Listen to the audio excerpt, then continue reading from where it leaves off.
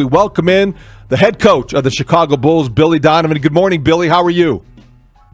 I'm doing great, guys. How are you? Doing great. Really appreciate you joining us this morning. 4-0, great start. You know all about it. You've lived through this week where there's a lot of excitement in town. Back in action tonight against the Knicks at the UC.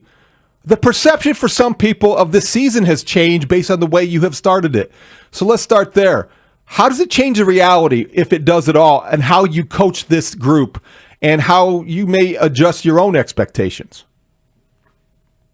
Well, I think for us, I give our guys a lot of credit. I thought we got off to a really good start. Now, obviously, we had to battle some injuries, with Kobe not being part of training camp, which was a big loss.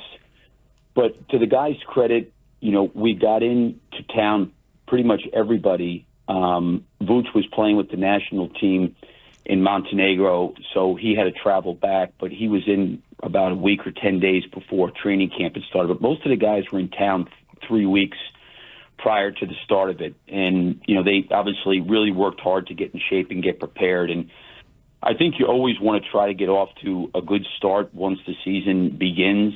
And I think this early in the season, where you're a week into it, everybody's kind of trying to find their way. But we talked a lot about just trying to get off to a good start. And I think for us, once training camp started, we were able to play a lot because these guys came in early and they came in good shape. I'm obviously disappointed, having Zach Collins out, having Kobe out, but the rest of the group has done a really, really good job. And we understand it's early in the season. There's a lot in front of us. Obviously, we got the Knicks tonight and then again on Sunday. I think the challenging part has been our schedule early. It's been tough, but there has been some space in between games. We haven't faced a back-to-back yet. We have played some teams that have been on back-to-back. So I like the way our guys are playing. I still think there's a lot of room for improvement in areas we've got to grow in. But overall, I think with the way the guys are trying to play for each other and playing together has been a real positive.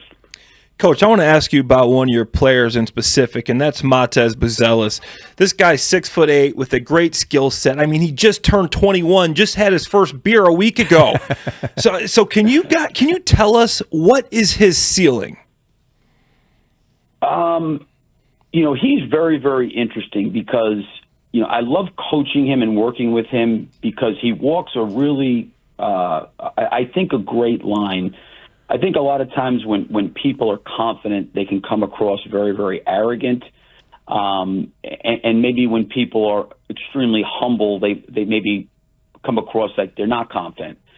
Matas has got great belief in himself, but he's also got great humility in terms of the fact that he has an awareness that he's 21 years old and there's still a lot more for him to grow in and get better in. And he does not have the mentality that, hey, I'm here. I don't need to get better. He really tries to work. He wants to watch film. He wants to hear the truth. He wants to know areas he's got to get better in.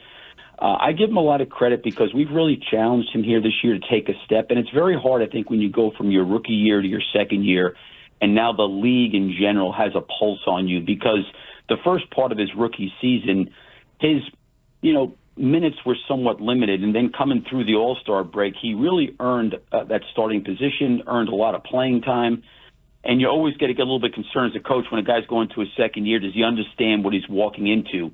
And I do think the best teacher for any of these guys is experience, and he's going to go through some experiences this year that are going to help him grow. I go back to the Orlando game, which was the second game of the year, and he played really, really well opening night against Detroit, but he played 12 minutes and he fouled out against a really big, strong physical front court in Orlando.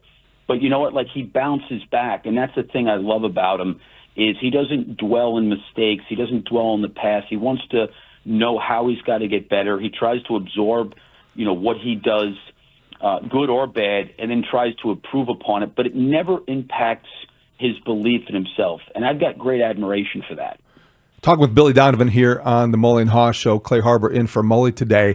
Billy, I think everybody notices the offense and how much you guys share the basketball and how unselfish your team is. I have to say, though, through 4 games, one of the other things that stands out is how defensively it seems like it's a more physical unit. And it seems like Isaac Okoro has brought a little bit of that. I know that was what you wanted when the trade was discussed and executed.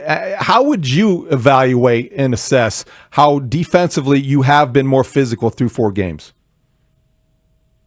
Well, I think when we, pivoted, after the trade of Zach, and DeMar and Alex Caruso and then Lonzo, the one thing when we pivoted a year ago was, how can we play faster?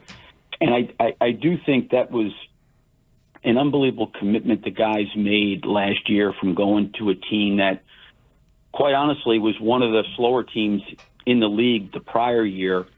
And then I believe this past season, we were the fastest team in the league, and I think we scored more transition points than any team the last 10 years. That's a hard switch to make. And, we had always talked about the physicality part. There was a lot on them last year to deal with the change of style. They did a good job, and I think as you evaluate last season and you're coming into this season, you're always looking, okay, where do we have to get better? And as you break down the analytics, of our team, we really got hurt at the rim. Teams were scoring about 5 more or getting about 5 more shots at the rim than we were. Teams were, out offensive rebounding, getting more shots. So we were going into a lot of games at the end of 48 minutes with a deficit in terms of total number of attempts at the basket. And a lot of that is physicality. How well can we protect the rim? We were 27th last year in taking charges. We're not like Matas has got length and can shot block some, but we're not a shot blocking team. So we've got to put our body in place. And, one of the things we had talked about is, verticality and charges at the rim. In the preseason, we finished 4th in charges. That's a big jump from going from, 27th to 4th. We got to maintain that. I think you saw a little bit of that, against Sacramento, where we gave up a lot of rim in the first half, and then we kind of course correct and did a much better job in the second half. So I think that's been a huge emphasis. Can we still play fast? And then can we get to the offensive glass a lot more? And can we be more physical on the perimeter and at the rim? That's the growth we've got to make, and we've got to do it more consistently. And I think every team in the league this part of the season is fighting for consistency inside their identity. But I do think our guys have made a nice jump as it relates to playing more physical. And, that's something that I think we try to look at it through the lens of, okay, what are we physically capable of, and what is every player capable of? And so much of it's not about missing and making shots as much as it is, about doing all those other physical things. And I think our guys have leaned into that. With how well your players are working together, how do you integrate a guy like Kobe White when he comes back without maybe breaking a little bit of this togetherness for the team? It's interesting. I had a conversation with Kobe 2 days ago about this. And he is just chomping at the bit to come back, and he's on the court, he's doing stuff, but when we had him in practice, the explosive step is what kind of got him back to a place where his calf had gotten tight again. So we really want to make sure that he's healthy when he comes back. And it's hard because a lot of times he's symptom-free when he's doing things, but when he got into practice is when he kind of felt it. And the one thing that I've always really appreciated about Kobe is he really cares about his teammates, and I think he celebrates his teammates' successes. There's a lot of times players can feel a certain kind of way if they're not the main part of it, and that's not Kobe. Kobe's a really good team guy. He wants to win, and he gets happy for other guys when they're doing well. And I think the big challenge for Kobe, is going to be when he comes back, one is he's established incredible relationships inside the team. The guys love him. He invests in the guys. Even though we've gotten off to a good start, he can't come back with the mentality of, I can't be myself because I just got to fit into the group. He's too good of a team guy, and everybody on the team knows where his heart's at. I do think he's got to have a little bit of grace for himself when he comes back, because whatever the minute restriction is for him as he comes back and we build him back up, the biggest challenge is going to be he has missed a large part of the summer and he missed all of training camp. I just don't think you can expect a player like Kobe to come back in and the first game back, he's going to hit the ground running and being the same player that he was last year. He's got to have some grace, and he really holds himself to a high standard. He's a great worker. I've always said this about Kobe. He looks internally first before he looks externally for excuses. So if he is going through a period where he's having to find his rhythm and get his timing back, he's just got to understand it's going to take a little bit of time, but he needs to come back and be who he's always been for us as a player. Last thing before I let you go, Coach. We heard DeMar DeRozan coming into this segment talk about you, and you were able to see him the other night along with Zach LaVine back at the United Center, and DeMar put you in some pretty cool company. And you are, as of last month, a Hall of Famer, and you had that induction. Your speech was terrific.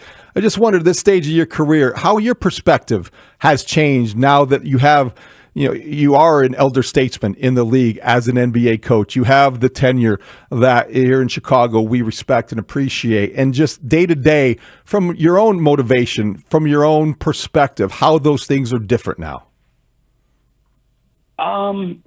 I think when you're first starting out in coaching, right, you want to do well and you want to prove yourself and do those kind of things. And, I think being a part of the 2 national championship teams at Florida, and I'm thankful it happened at a young age, after you win those things, you get to that point, you get a perspective of like, what is this really all about? And I never forget, I saw Tom Brady, he was on like 60 Minutes, and they had won like 3 out of 5 Super Bowls.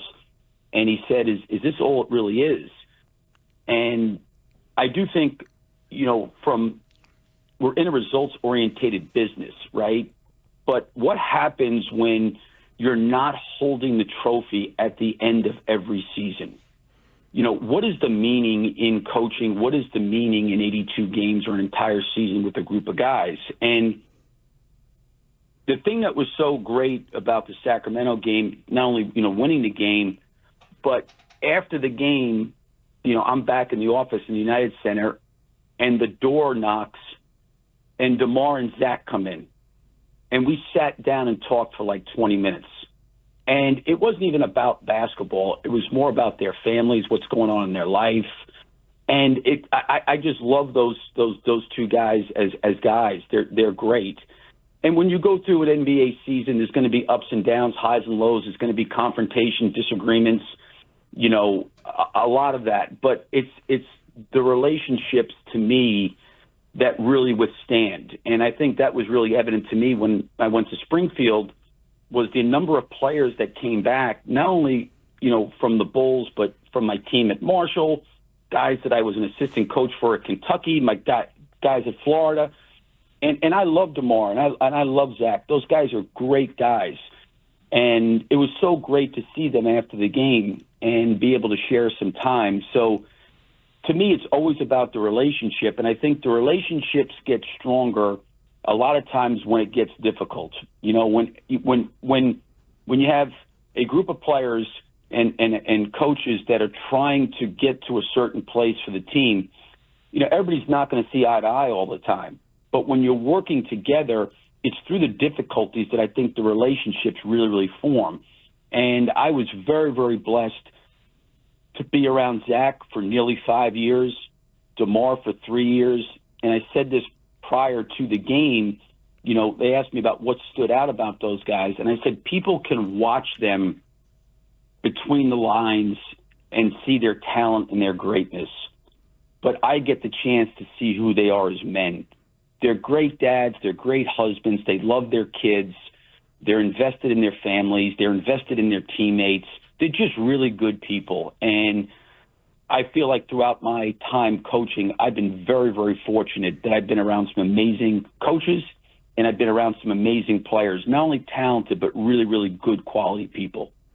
That's terrific, Billy. Good luck tonight. Best of luck the rest of the way. Really appreciate your time this morning.